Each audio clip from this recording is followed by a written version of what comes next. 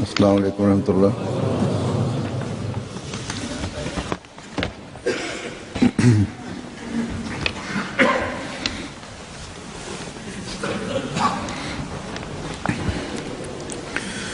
अशहदु अल्ला इलाहा इल्लल्लाह वहदहु ला शरीका लहु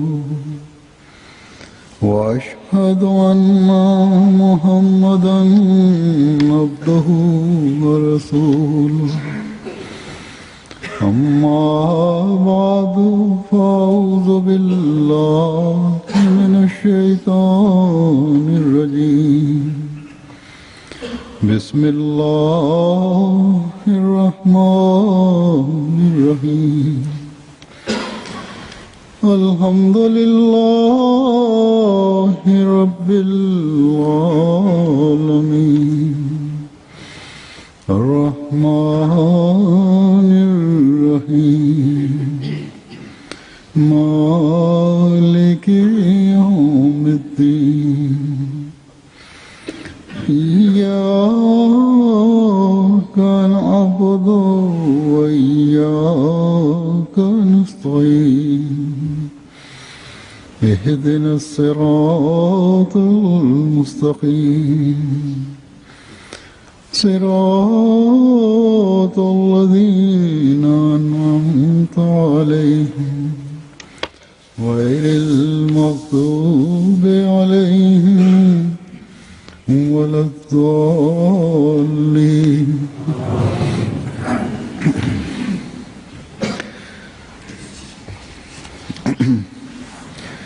आज मैं फिर सहाबा मसीह मौद अलैहिस्सलाम के कुछ वाक़यात पेश करूँगा। Dass nach dem Tod von Pandit Lekram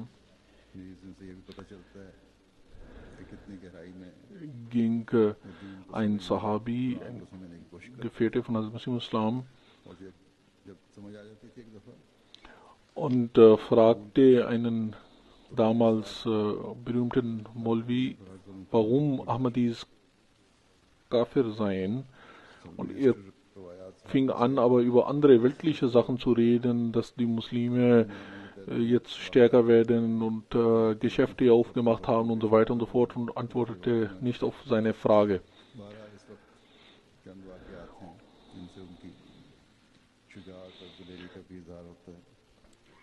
Hazur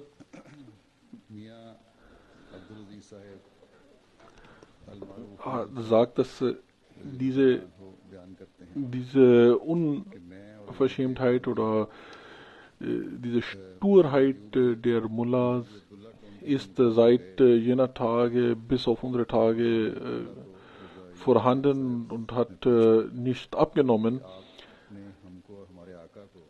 Das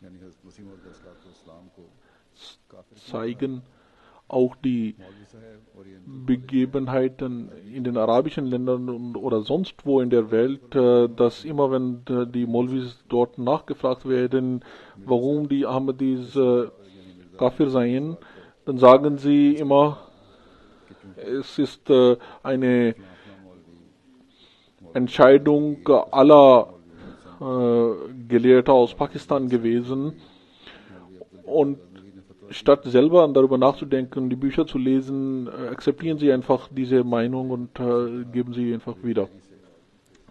Bayern, also erzählt jetzt nun von einer anderen Begebenheit, von einem Sahabi, der sagt, er ging für 4 Tage nach Qadian, und als er zurückkehrte, fragte sein Lehrer, wo er gewesen sei. Er sagte, ja, ich war nicht hier. Er fragte, waren Sie in Qadian? Oder beziehungsweise der Sahabi sagte, ich bin nach Qadian gegangen. Der Lehrer fragte, haben Sie auch Beit gemacht? Er sagte, ja. Der Lehrer sagte, erzählen Sie es niemandem hier. Der Sahabi erzählt, ich erzählte dann aber anderen in dem Dorf, dass ich Ahmadi geworden bin und sie fingen an, mit mir streng umzugehen und sie pflegten zu sagen, derjenige, der an Mirza glaubt, glaubt nicht an alle anderen Propheten. Und ich sagte zu denen, ihr könnt mit mir diskutieren und ich werde euch aus Koran und Hadith beweisen, dass Isa a.s. gestorben ist und sie aber pflegten nicht darauf zu antworten. In der Schule pflegte der Lehrer immer zu mir zu sagen, oh Mirzai, steh auf deinem Platz und bleib stehen. Und gemäß meiner Anweisung pflegte ich aufzustehen und die ganze Stunde stehen zu bleiben. Ich fragte ihn, was ist denn mein Fehler gewesen, und der Lehrer sagte immer zu mir, dass du ein Mirzai bist, ist an sich ein sehr großer Fehler.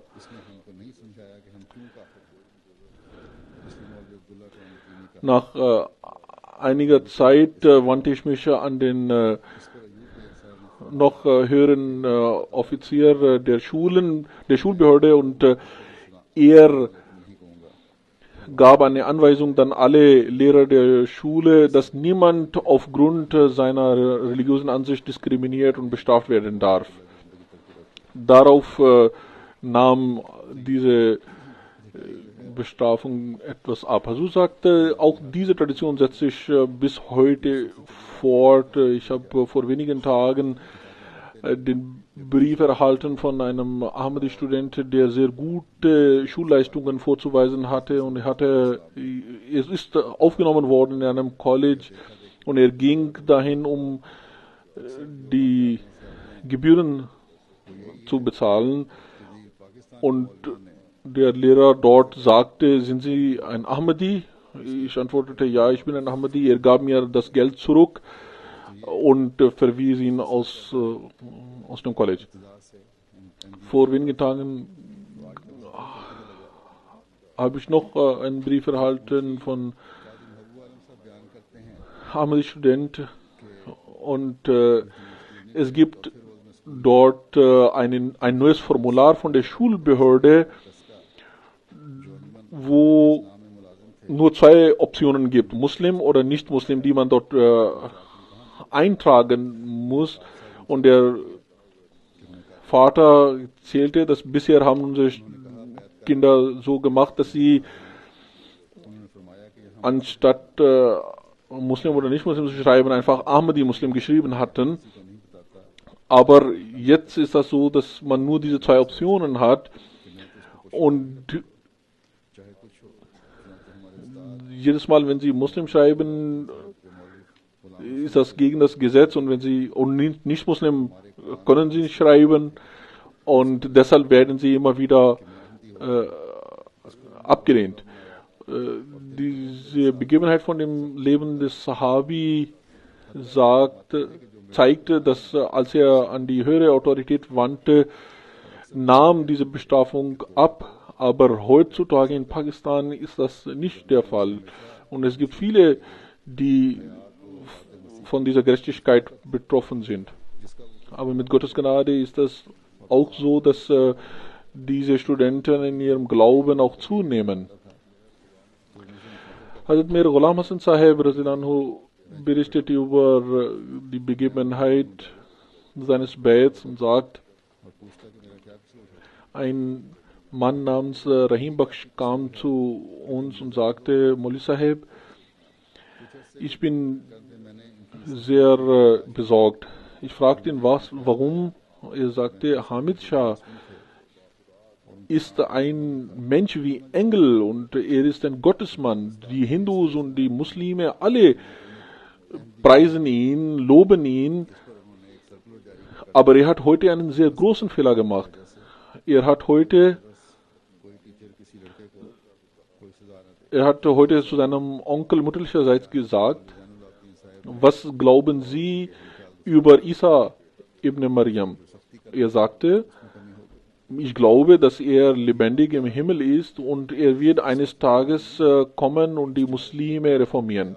Shah Sahib sagte zu ihm, mein Onkel, ab heute können Sie nicht mehr mein Imam sein, denn dies ist Schirk. Dies ist ein Schirk, dass man glaubt, dass jemand unnatürlich langes Leben genießt. Und außerdem ist das gegen die Ehre des heiligen Propheten, sallam, dass man denkt, dass er auf der Erde begraben liegt, aber Isa lebendig im Himmel ist. Darauf sagte sein Onkel zu ihm, okay, in Zukunft solltest du die Gebete leiten. Ich hörte diese Sachen und sagte, ich akzeptiere auch diese Ansicht, dass Isa gestorben ist. Glauben Sie nicht, dass ich nicht Ahmadi bin? Ich bin auch ein Ahmadi. Ich kann niemals akzeptieren, dass Muhammad sallallahu alaihi wasallam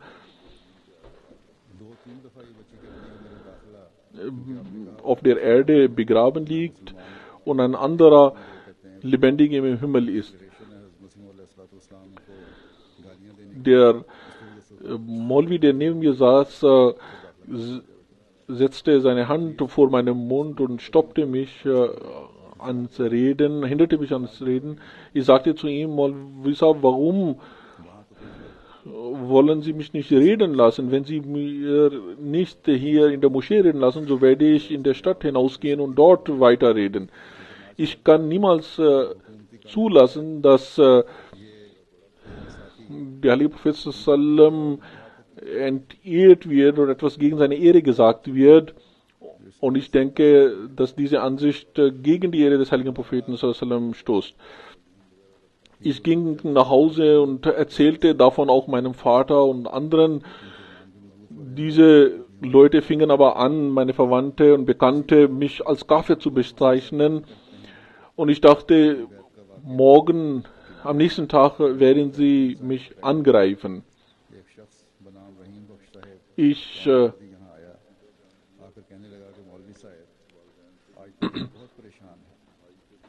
also die Eltern und die Brüder und Schwestern haben sich von mir abgewandt und die Maulvis sind sowieso gegen mich. Deshalb ließ er also jenen Maulvi zu sich, der ihn aus der Moschee ausgewiesen hatte.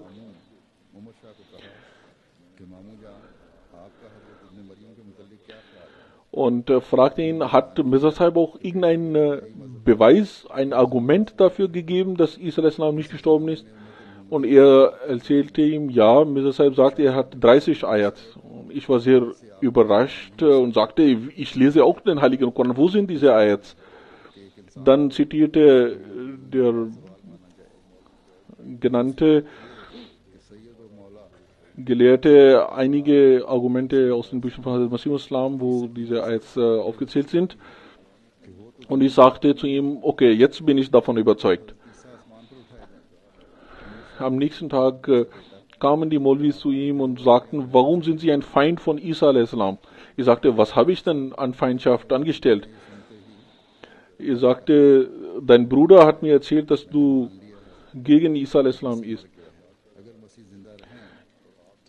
Ich sagte zu dem Maulvi Sahib, was kann ich denn dafür tun? Isa a.s. bezeugt doch selbst, dass er gestorben ist.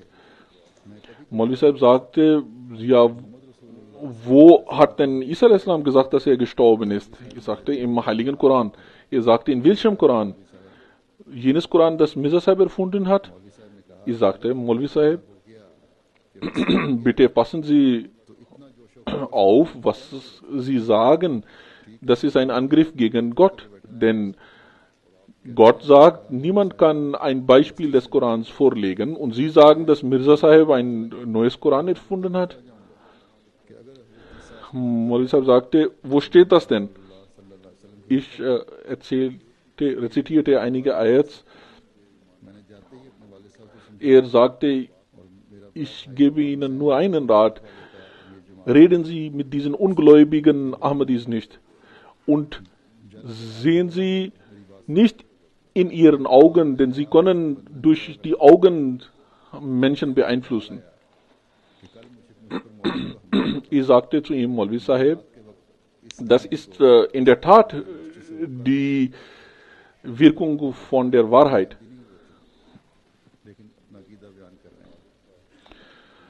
Daraufhin ging Maulvi Sahib zurück.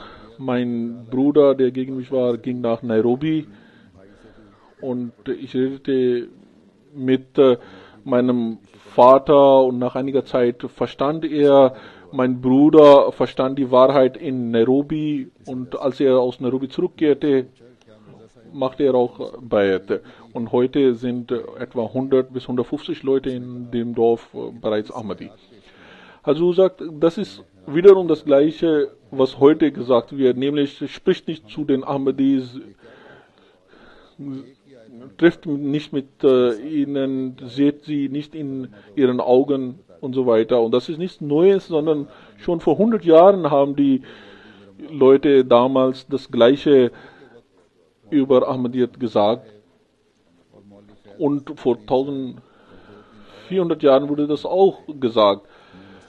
Hazrat Tufail bin Amr Dawsi berichtet, dass als er nach Mekka kam, sagten die Leute zu mir, du bist ein angesehener Mann, ein Dichter, ein bekannter Mann. Deshalb wollten wir dich vorwarnen. Es gibt hier einen Menschen, der uns Streit unter uns gesät hat und uns solch einen Streit, dass er zwischen Mann und Frau Streit seht und zwischen Brüdern Streit seht. Und deshalb solltest du nicht mit diesem sprechen, auch nicht seine Argumente hören.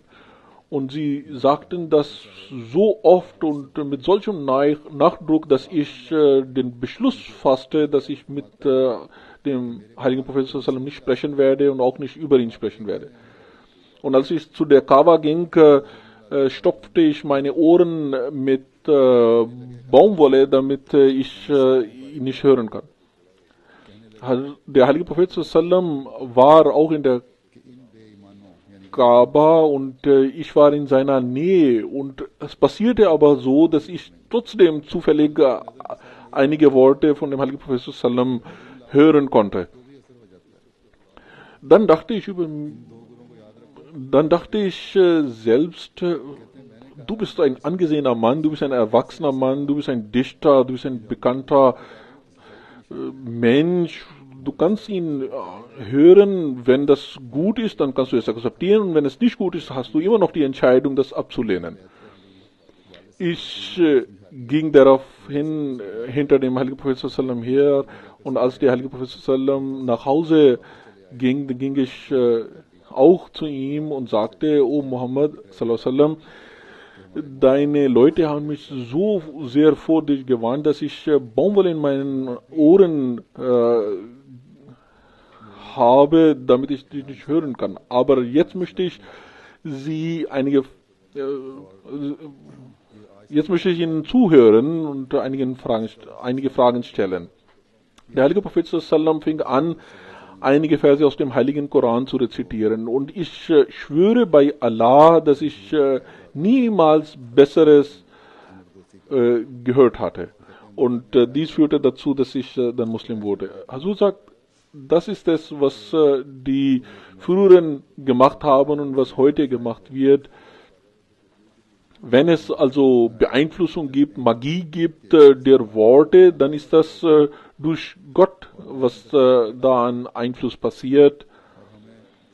Und wenn diese Leute also glauben, dass diese Magie wirkt, dann ist das gemäß den Argumenten des heiligen Korans und den Begebenheiten, muss es die Wahrheit sein, die ihre Wirkung zeigt und die sollten diese Wahrheit auch akzeptieren. Ein weiterer Gefährte von Hazrat Masih Islam, Khalifa Nuruddin aus Jammu Kashmir, erzählt, Ich habe ein Jahr lang Maulvi Abdullah Ghaznavi Sahib versucht zu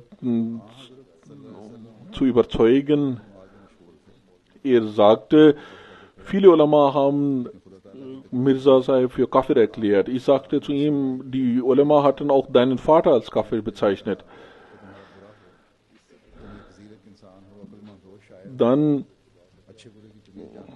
gab es noch einen anderen Maulvi, der sagte, auch er empfängt Offenbarungen. Und ich schrieb ihm einen Brief und fragte ihn über Hazrat Masih Islam, und er antwortete nach einem Monat und sagte, ich habe Dua gemacht und Gott hat mir geantwortet, dass Mirza Sahib Kafir ist. Nauzubillah. Ich antwortete ihm und sagte, derjenige, der dir geantwortet hat, muss ein sehr feiger Gott sein, denn er sagt, Mirza Sahib ist ein Kafir. Er sagt also, bezeichnet Mirza Sahib als Kafir, und außerdem sagt er zu ihm Sahib. Sahib ist nämlich das Urdu-Wort für sehr geehrter Herr. Also Gott hatte ihn nach seiner Darstellung geoffenbart, der geehrte Mirza Sahib ist Kafir. Ein anderer Gefährte von Hazrat Masih Maud Islam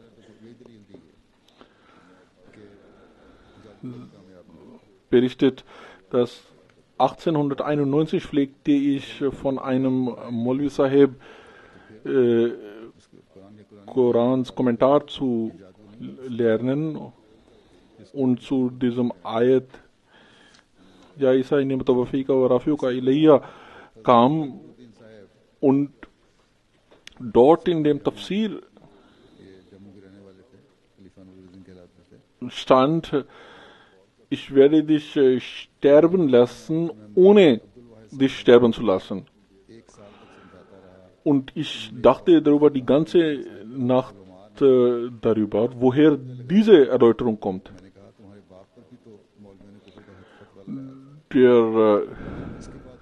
Am nächsten Tag ging ich zu Maulvi Sahib und erzählte ihm von dieser Frage, und er sagte, von Anfang an bis heute haben alle daran geglaubt, deshalb sollst du nicht damit streiten und neue Fragen hier aufwerfen.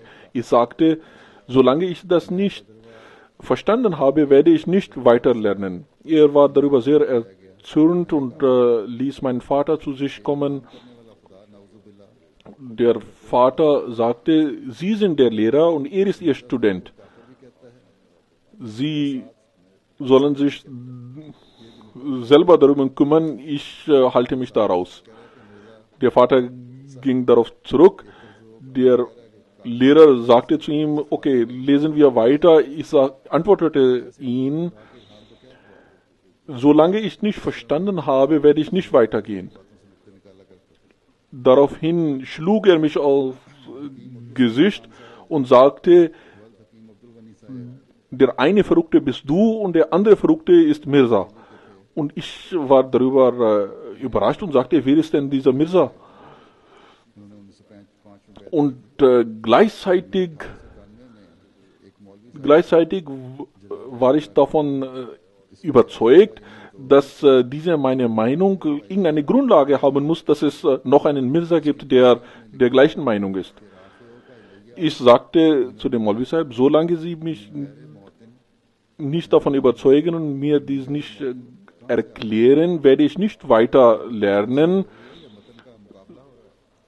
Dies ist die Religion und in der Religion gibt es keinen Zwang. Sie können mich heute schlagen und werde ich weiterlesen und morgen wird noch jemand kommen und zweimal mich schlagen und dann von seiner Meinung versuchen zu überzeugen, und übermorgen kommt noch einer und der schlägt mich dreimal und sagt, ich soll wiederum was anderes glauben. Das ist keine Lösung.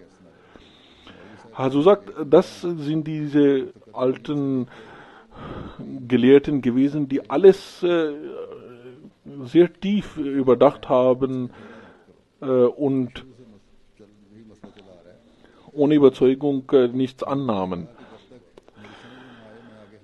Dann ging ich wieder am nächsten Tag zu dem Molvi und er sagte nochmals, zum einen bist du verrückt und zum anderen ist Mirza verrückt. Und ich nahm noch mehr in meinem Glauben. Dann ging ich zu einem anderen Lehrer und der sagte das Gleiche. Dann ging ich zu dem dritten Lehrer und sagte, das ist ein großer Streitpunkt, denn es gibt einen Mirza, der sagt, dass Isa a.s. gestorben ist und der Isa, der kommen sollte, der bin ich.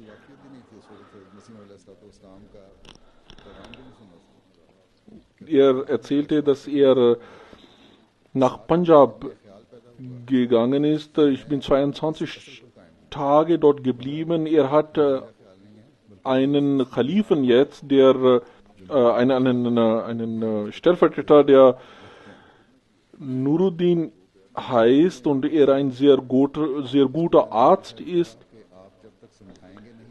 Er erzählte aber nicht davon, dass er bereits Ahmadi geworden ist. Und er sagte weiter, streite nicht laut über diesen Punkt, denn die anderen werden hören. Ich antwortete,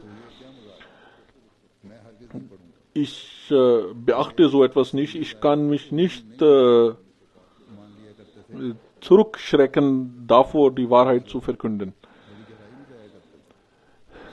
Dies ging so weiter bis 1905 kam und Hazrat Masih Islam nach Delhi reiste. Und es kamen Tausende von Menschen, um Hazrat Masih Islam zu sehen. Und auch ich ging mit den Maulvis, die gegen Hazrat Masih Islam waren, zusammen, um Hazrat Masih Islam zu sehen. Und mit uns war Maulvi Mushtaq Ali Sahib, der fing an, einige Fragen an Hazrat Masih Islam zu stellen. Hazrat Masih Islam sagte, bitte warten Sie. Dann nahm er einen Brief und schrieb etwas und gab dem Maulvi Mushtaq Sahib und sagte, bitte lesen Sie das. Falls Sie etwas nicht verstehen, dann fragen Sie nach und antworten Sie auf diesen Brief. Also Hazrat Masih Islam hat dort eiligst und kurz etwas geschrieben und diese Maulvi Mushtaq Sahib gegeben und gesagt, antworten Sie auf diesen Brief und wenn Sie etwas nicht verstehen, dann fragen Sie nach. Dann sagte Hazrat Masih Islam auch, zuerst lesen Sie meinen Brief laut vor und dann auch Ihre Antwort laut vor. Maulvi Sahib, ohne darauf Antwort zu geben, fing an, Hazrat Masih Islams Brief vorzulesen. Hazrat Masih Islam sagte, es wäre besser gewesen, wenn Sie auch die Antwort verfasst hätten. Er sagte, nein. Er fing an, den Brief von Hazrat Masih Islam zu lesen und sagte, ich werde mündlich darauf antworten. Auf jeden Fall, er las also den Brief von Hazrat Masih Islam vor und dann blieb er lange stillstehen und antwortete nicht. Manche seiner Begleiter sagten, wenn wir wussten, dass sie nicht antworten können, so hätten wir einen anderen Vertreter gesucht. Sie haben auch uns entehrt. Daraufhin schlug der Maulvi Sahib einen Studenten. Der Student schlug zurück.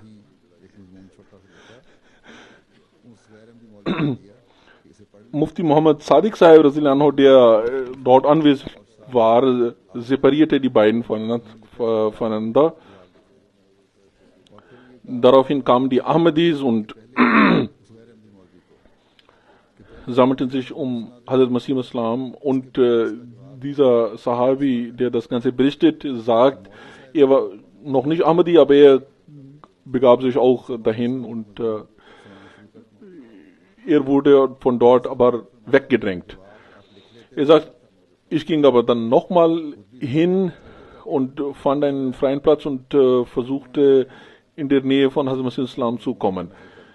Daraufhin versuchte man mich wieder zu bedrängen, aber Hazrat Khalifatul Masih Awwal, der da war, sagte, warum werfen Sie ihn zurück? Daraufhin antwortete dieser Ahmadi, er ist ein Gegner von Masih Islam. Hazrat Khalifatul Masih Awwal sagte, haben Sie sein Herz geöffnet und gesehen, dass er ein Feind ist? Daraufhin fing ein anderer, der in der Nähe war, ein Nicht-Ahmadi, Hazrat Masih Islam zu beschimpfen. Und ich antwortete daraufhin und sagte zu ihm, er soll seinen Mund halten, sonst würde ich ihm eines Besseren belehren. Die Molvi sagten, bleibt alle still, sonst gibt es Streit unter uns. Hazrat Masih Islam sagte dann, Gott hat mich als Masih Maud gesandt und diejenigen, die selber nicht entscheiden können, sollen dieses Dua sehr oft beten, nämlich Ihdina Sirat al-Mustaqim, Sirat al-Lazina an'amta alayhim. Die ganze Zeit sollen sie dieses Dua rezitieren, wenn sie gehen, wenn sie sitzen, wenn sie mit guter Absicht dieses Dua rezitieren werden, wird Gott innerhalb von 40 Tagen ihnen die Wahrheit zeigen. Ich fing an, dieses Dua zu rezitieren und es war nicht mal eine Woche vergangen, da wurde mir die Wahrheit offenbart. Ich sah im Traum, dass ich in einem Stadtteil bin, in der dortigen Moschee, und Hazrat Masih Islam ist in diese Moschee gekommen und ich möchte zu Hazrat Masih Islam gehen und ihm die Hände schütteln. Da kommt ein Molvi, der blind ist und versucht mich daran zu hindern. Dann versuche ich das zum zweiten Mal aus einer anderen Richtung und dann hindert er mich wiederum daran.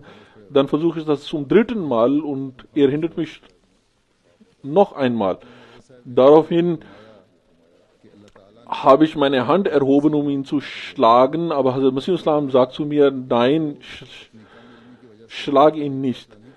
Und ich sage, Hazur, ich möchte Ihre Hand schütteln und er hindert mich daran. Daraufhin wurde ich wach. Ich erzählte diese Begebenheit einem Gelehrten, der Ahmadi war, und er sagte, schreiben Sie Ihren Traum auf. Ich schrieb diesen Traum auf und er sagte, schreiben Sie darunter, dass Sie auch das Bayat machen möchten. Ich schrieb auch das darunter. Er sagte, Sie kennen Ihren Vater, er wird dies nicht von Ihnen akzeptieren. Ich sagte, ja, ich weiß, aber trotzdem schrieb ich das und dieser Brief wurde weggeschickt. Hazrat Masih Islam antwortete, ich akzeptiere Ihr Bayat, seien Sie standhaft, und selbst wenn die Leute Berge an Beschimpfungen über Sie entladen, sollten Sie nicht Mut verlieren.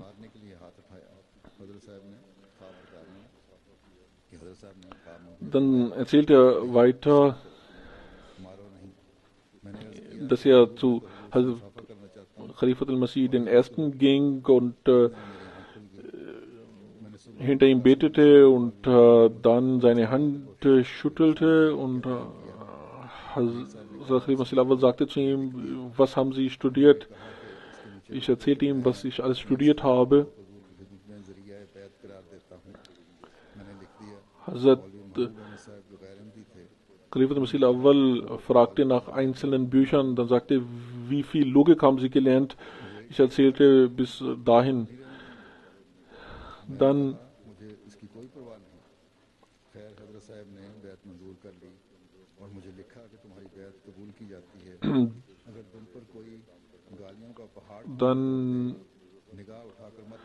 erzählte ich,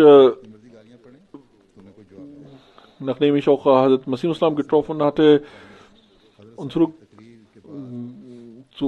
gekommen war zu seinem Lehrer, der nicht Ahmadi war, und er sagte, jetzt sollst du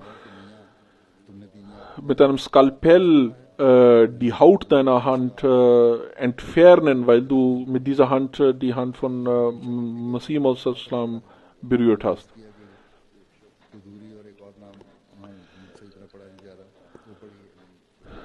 Ein anderer Sahabi von Hazrat Masih Islam erzählt,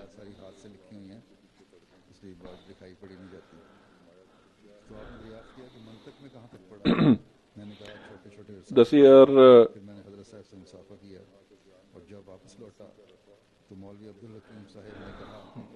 erzählt, dass es einen Streit gab in ihrem Dorf, ob Isa al-Islam am Leben ist oder nicht. Und es wurden alle Muslime versammelt. Es waren Tausende von Muslimen, die dort versammelt waren.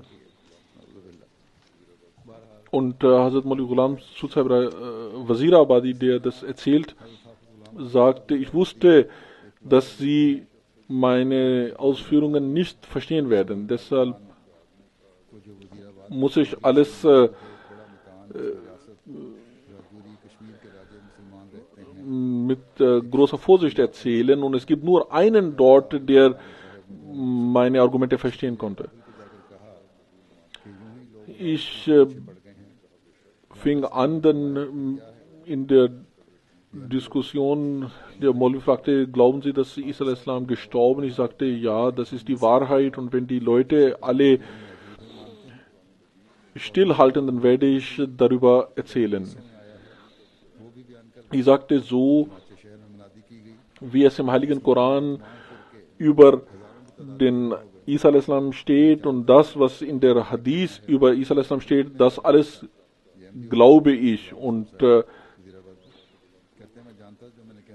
alle, die nicht daran glauben, halte ich für Kafir. Und ich hatte nur bis hierhin erzählt, da fingen die Leute an, gegen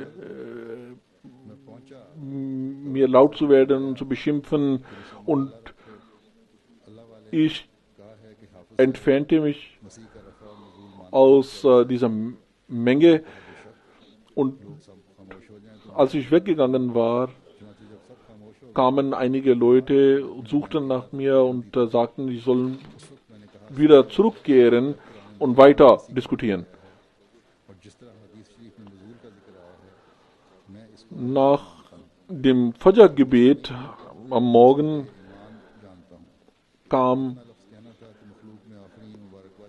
jemand und sagte mir, dass die Maulvis sagen, dass sie über das Emporsteigen von Isa und Herunterkommen von Isa al-Islam noch nicht im Klaren sind.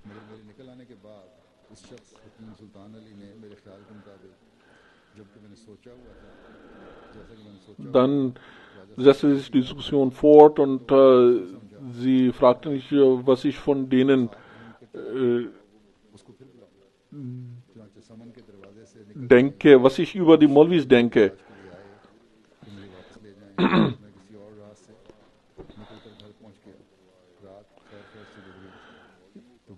Die sagten, ich sagte, was sagen Sie denn über, in diesem Zusammenhang? Sie sagten, die Maulvis sagen über ihn, er sei Kafir. Ich sagte, auch ich glaube, sie sind Kafir. Die Urdu-Worte sind so, dass man sie doppelt deuten kann. Entweder also nach Masih Islam deuten kann oder die Maulvis. Und er meinte natürlich die Maulvis. Sie waren darüber sehr froh und sagten, gut, dann setzen wir die Diskussion fort. Sie kehrten wieder zurück und ich ging mit ihnen. Der besagte Maulvi sagte ihnen aber, Der genannte Molvi sagte ihnen aber, dass sie nochmals haben sich täuschen lassen von mir. Er hat die Molvis als Kafir bezeichnet, nicht Mirza Sahib. Aber die Diskussion war, wie vorausgesehen, ohne Ergebnisse. Daraufhin fingen sie an, gegen mir rechtliche Schritte zu unternehmen. Ich kehrte nach Qadian zurück und erzählte Hazrat Masih Islam von der ganzen Begebenheit und sagte, wie ich die als Kafir bezeichnet habe und wie sie das nicht verstanden haben. Hazur lachte darüber.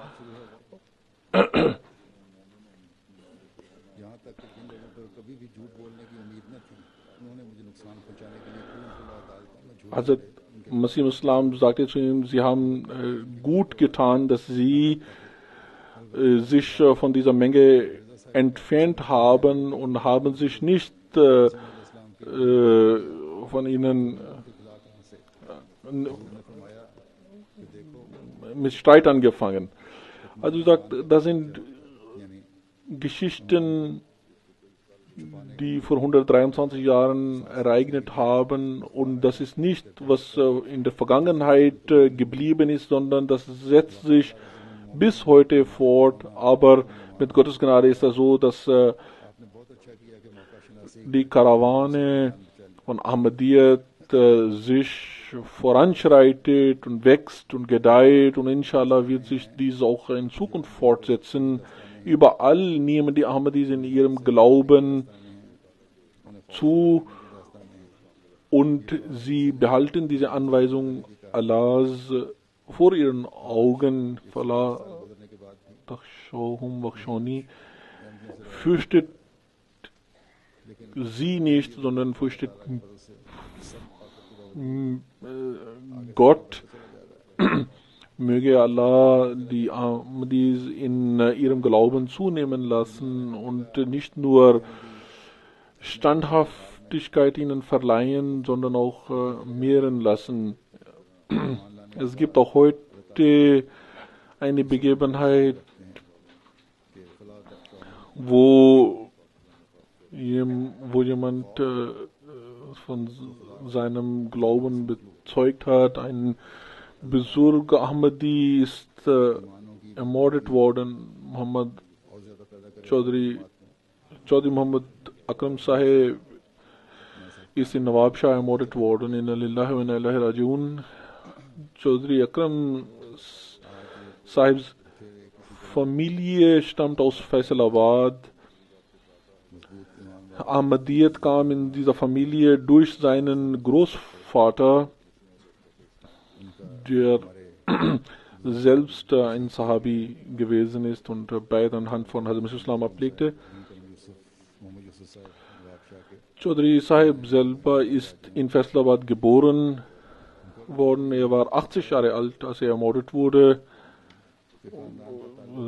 nämlich vorgestern.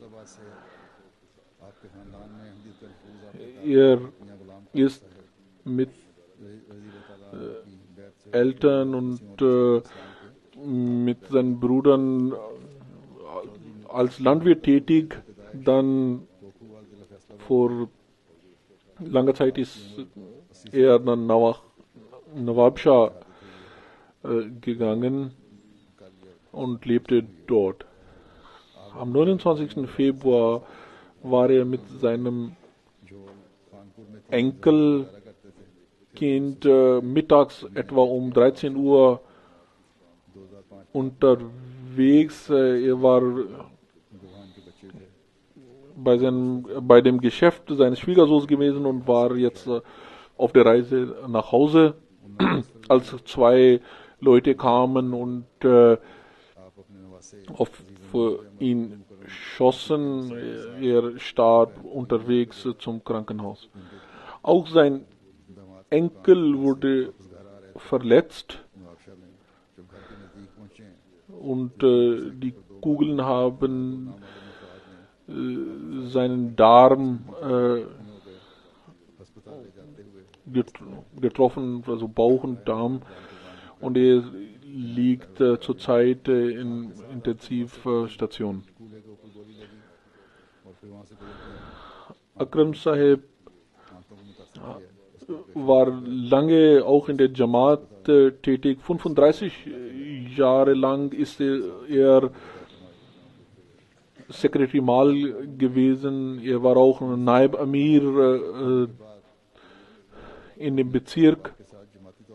Er war ein Mensch, der beliebt war, angesehen war und auch sehr weise gewesen ist. Er hat oft gebeten und manche haben mir erzählt, dass wenn jemand zu ihm als Sekretär Mal sagte, wann auch immer jemand sagte, ich möchte Chanda geben, so ist er immer zu ihm hingegangen und nicht gesagt, kommen Sie zu mir, um Chanda zu bezahlen. Er pflegte auch die Khutbah sehr aufmerksam zu hören. Sadr Sahib Nawab Shah erzählt, dass er auch ein sehr gehorsamer Mensch war gegenüber den Amtsinhabern, obwohl er sehr viel älter gewesen ist als ich, hat er immer Gehorsam geleistet.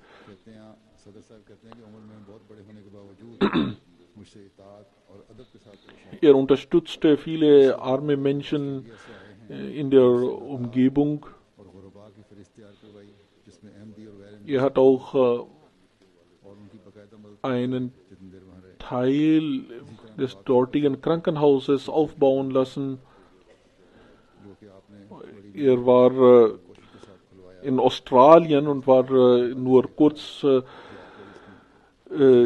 in Pakistan und er versprach dort, dass er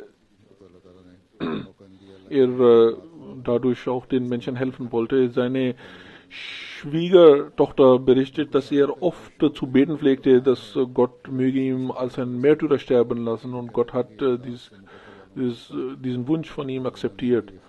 Alle seine Kinder sind verheiratet, wie ich bereits gesagt habe. Er hat 4 Söhne und eine Tochter, die alle in Australien sind, und ein Sohn und eine Tochter sind noch in Nawab Shah. Also 4 Söhne und eine Tochter sind in Australien und ein Sohn und eine Tochter sind in Nawab Shah. Munim Ahmed Sahib, der Enkel von Akram Sahib, ist 18, 19 Jahre alt und ist ein Student. Möge Allah ihn Gesundheit schenken. Nach dem Jumma-Gebet wird es ein Janaza-Gebet geben.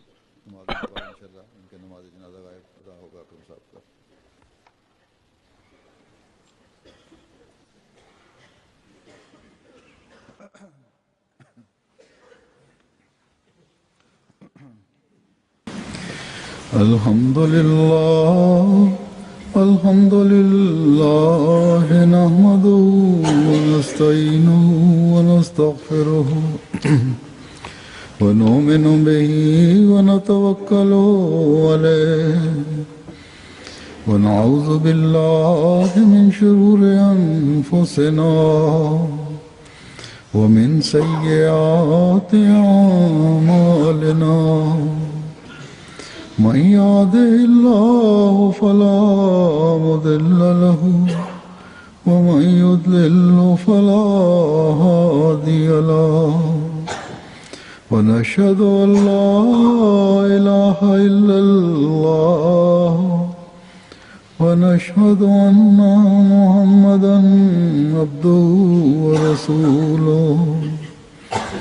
عباد الله رحمكم الله إن الله يأمر بالعدل والإحسان وإيتاء ذي القربى